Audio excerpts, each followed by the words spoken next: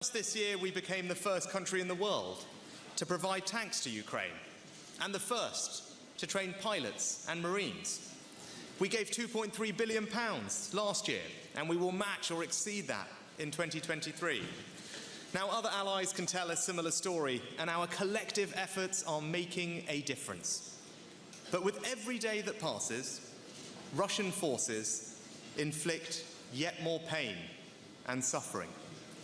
Now, the only way to change that is for Ukraine to win.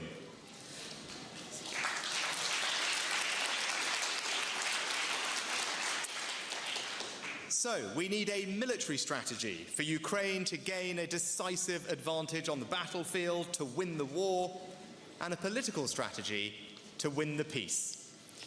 To win the war, Ukraine needs more artillery, armoured vehicles, and air defence. So now is the moment to double down on our military support. When Putin started this war, he gambled that our resolve would falter. Even now, he is betting that we will lose our nerve. But we proved him wrong then, and we will prove him wrong now. Together, we're delivering as much equipment in the next few months as in the whole of 2022. And together, we must help Ukraine to shield its cities from Russian bombs and Iranian drones. And that's why the United Kingdom will be the first country to provide Ukraine with longer-range weapons. And it's why we're working with our allies to give Ukraine the most advanced air defense systems and build the air force they need to defend their nation.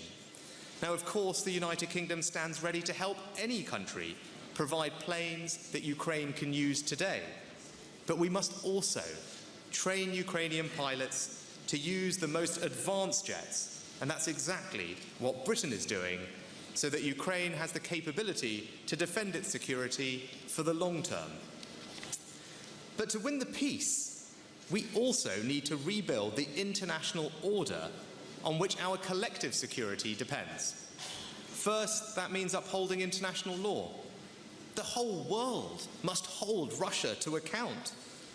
We must see justice through the ICC for their sickening war crimes committed, whether in Bucha, Irpin, Mariupol, or beyond. And Russia must also be held to account for the terrible destruction it has inflicted.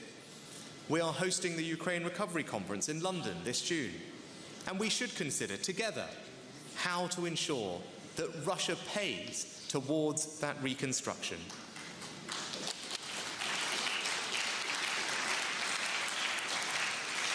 Now, second, the treaties and agreements of the post-Cold War era have failed Ukraine.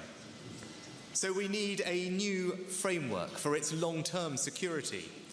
From human rights to reckless nuclear threats, from Georgia to Moldova, Russia has committed violation after violation against countries outside the collective security of NATO. And the international community's response has not been strong enough. As Jens Stoltenberg has said, Ukraine will become a member of NATO, but until that happens, we need to do more to bolster Ukraine's long-term security. We must give them the advanced NATO standard capabilities that they need for the future, and we must demonstrate that we'll remain by their side, willing and able to help them defend their country again and again. Ukraine needs and deserves assurances of that support.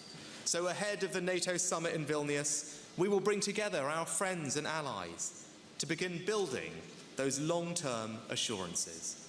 And our aim should be to forge a new charter in Vilnius to help protect Ukraine from future Russian aggression. Now, let me conclude with one final thought. What's at stake in this war is even greater than the security and sovereignty of one nation. It's about the security and sovereignty of every nation. Because Russia's invasion, its abhorrent war crimes, and irresponsible nuclear rhetoric are symptomatic of a broader threat to everything we believe in.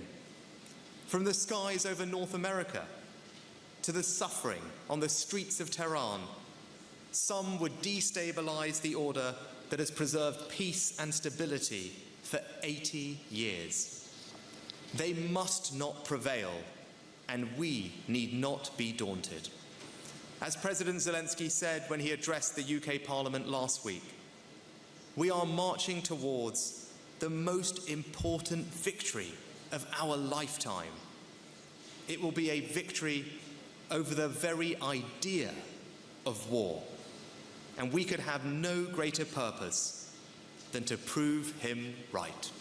Thank you.